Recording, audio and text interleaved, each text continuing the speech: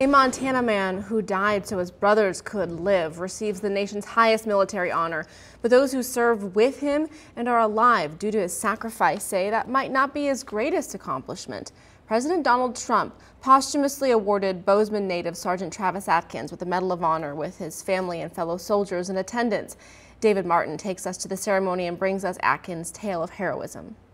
It was the 1st of June 12 years ago that Sergeant Travis Atkins called from Iraq to tell his parents he was about to take his men out on a mission. He did say that he was sorry he had forgotten to get something in the mail for me for Mother's Day. Just hours later, Army officers arrived to tell them their son was dead. After we spoke to the chaplain, I went to the mailbox, and there was a little package from Travis with a Mother's Day card for me and a Father's Day card for Jack. The card said, "Thanks for everything."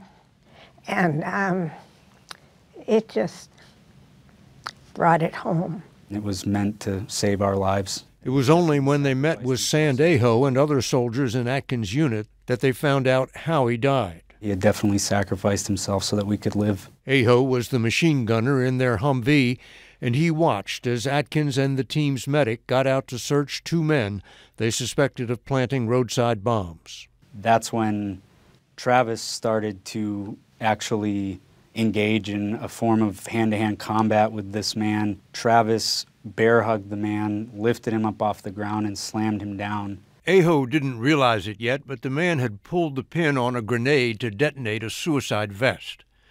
Atkins was wrestling himself into position to shield his men from the blast. You were there. You're alive today because of it. Yes, sir. What did it mean to you when you found out that he was going to receive the medal? It was good to see that, there was a grateful nation that were as thankful as I was for the sacrifice he made for me and others. His father, a Vietnam vet, says none of that surprised him because he had talked to his son about being a soldier. We talked about the responsibility of what you owe to people who are serving under you, what you need to do to protect them. The medal was presented to Atkins' son, Trevor Oliver, who was 10 when his father died.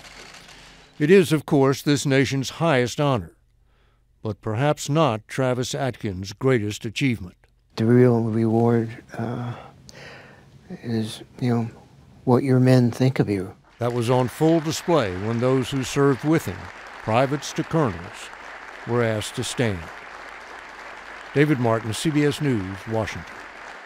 A bill has been introduced in the U.S. House and Senate to rename the Bozeman VA community-based clinic after Travis, and all three of Montana's congressional members attended that ceremony.